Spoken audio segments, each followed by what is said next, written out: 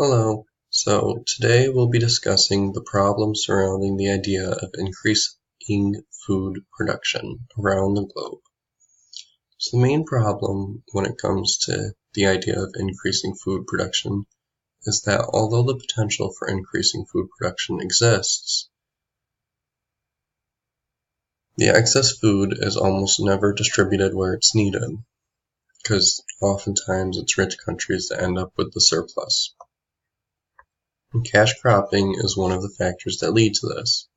So cash cropping is when farmers focus on crops they can sell for export rather than crops for local consumption. This often happens in poor countries such as Colombia with coffee beans. And this is because farmers need to make a living just like any other occupation out there.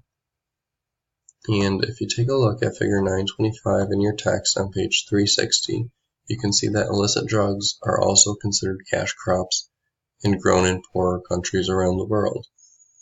Figure 925 focuses on cocaine and heroin, which are grown in South America and parts of Asia and exported to other countries. So another factor leading to why it would be hard to increase food production is that many farmers lack the incentive. So think of it this way. If farmers were rewarded for growing surplus, perhaps they would. Just like when you get a promotion at work, you work a little harder to get another promotion. Well, with farmers, it doesn't work that way. Many farmers choose to stay at the subsistence level because there are policies controlling how much they can earn.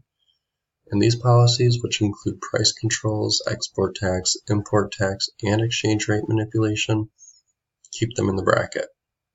I mean, why would a farmer raise more crops that would in turn earn him less than the time, energy, and costly inputs spent raising them?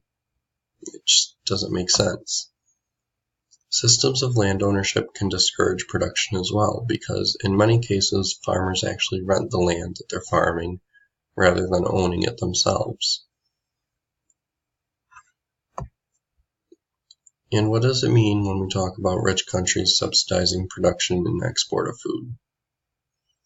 So many rich countries use high tariffs to protect their food producers against lower-priced imports from other countries.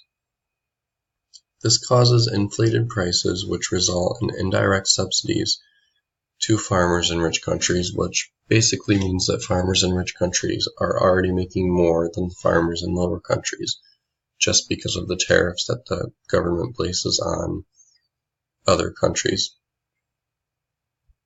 produce.